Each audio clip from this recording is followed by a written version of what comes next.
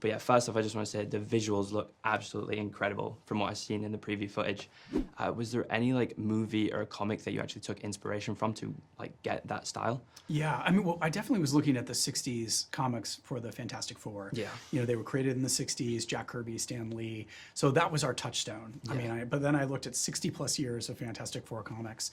And I was also looking at a lot of movies in the 60s as well, specifically Kubrick, 2001, because I was trying to create something that felt very believably, authentically 60s, but also with this retro future layer on top of it. So Kubrick was the visionary retro futurist of that time. And so I was looking at that film because it was imagining what the future, what space would look like. So putting those two together, where Kirby meets Kubrick, was sort of the governing idea.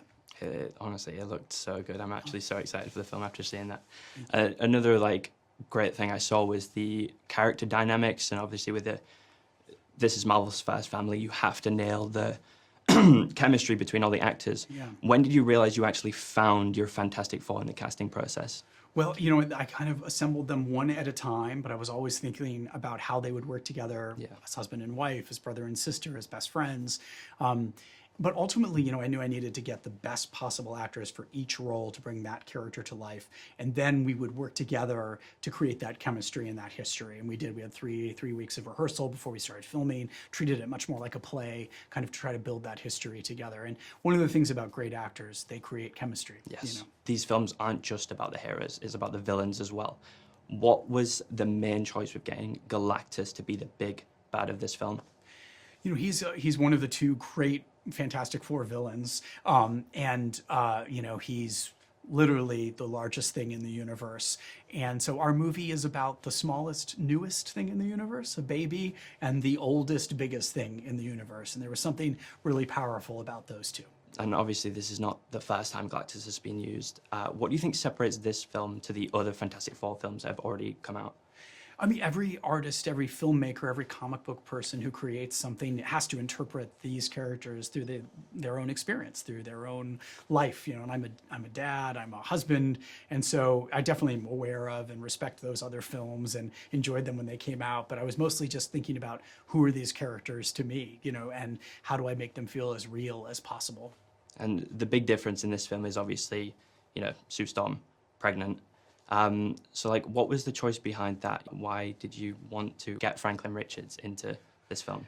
Well, like I said, I'm a dad, you know, and I think, you know, one of the things so special about them, they are Marvel's first family and they have children. Franklin and Valeria eventually comes along. And that part of that dynamic of being parents as well as superheroes, you know, can you be parents and superheroes? Is it possible?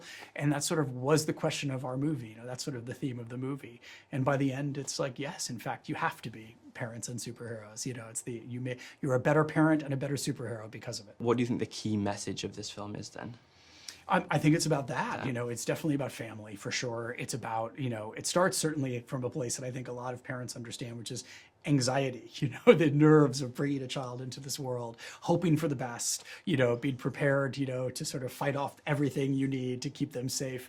And then you just multiply that by 100 because now you're superheroes trying to have a child and trying to bring that child into a world where everything is coming to attack you because of who you are. And so there's a lot of extra anxiety and responsibility for this family. Final question then. What is are we done? Go for it.